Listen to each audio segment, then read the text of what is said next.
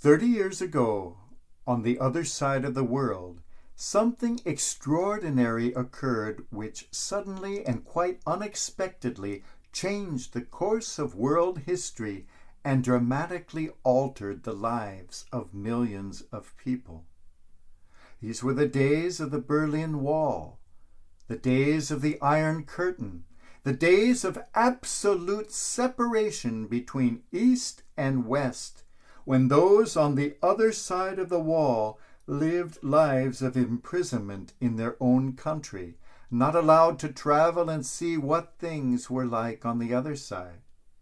And all that was to come crashing down. It was the summer of 1989. Thousands of East Germans, living under one of the most repressive of all those regimes, had traveled to Hungary, one of the few places they were allowed to visit, since it was also Soviet-occupied. But by that time, the situation in Hungary had become considerably more lax than at home, and these East Germans knew it. Something was brewing.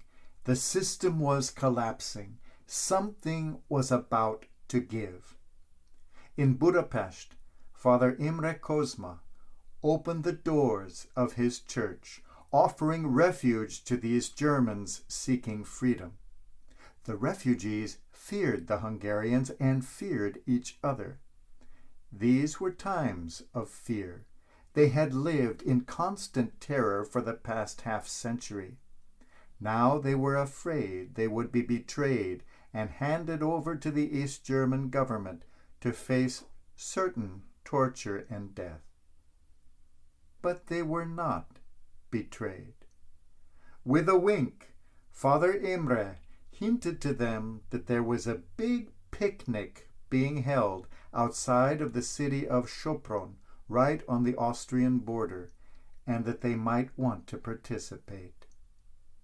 They understood.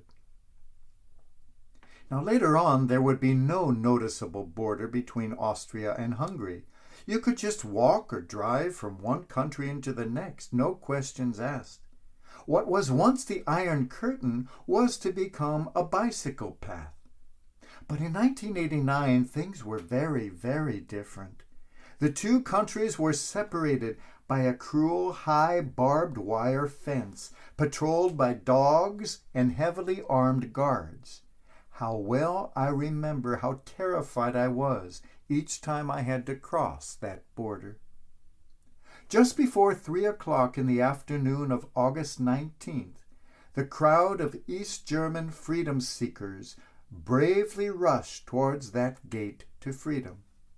The soldier in charge of the border post, 43-year-old Lieutenant Colonel Arpad Bella, saw them coming and was faced with the most important dilemma of his life: to shoot or not to shoot. The policy was clear. The orders were clear. You start with warning shots, and then you shoot to kill. But this soldier, too, had had enough. In this group of refugees, he saw not illegal aliens, not criminals breaking the law, though of course they were, but suffering fellow human beings seeking a better life. In a split second, he made his decision. He did not fire. He ordered his men not to fire. He simply put down his gun and allowed the people to pass through the barbed wire-covered gate and enter the free world for the very first time. The people cried, the people laughed, the people embraced one another, not quite believing that they had really made it through to the other side, that they were now in freedom. The dreaded wall was no more. Within 3 months, it was completely gone, because someone had dared to defy the wall, because someone had dared to cross over. As German Chancellor Helmut Kohl was to remark, it was in Hungary that the first stone was removed from the Berlin Wall.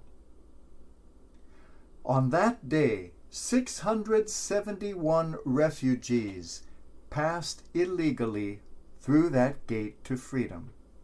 In the next 3 weeks, tens of thousands followed, all because someone had dared to open the gate. All because someone had dared to pass through first. All of us are seekers of freedom. All of us are desperately trying to reach something more, something higher, something beyond. All of us are trying to ascend. Yet all of us fear the gate which leads to that other side and blocks our ascension to higher things. How good to know the gate has been opened, the border crossed, the wall crumbled. How good to know that someone has gone before, broken the bars, opened the way, and now beckons us to follow.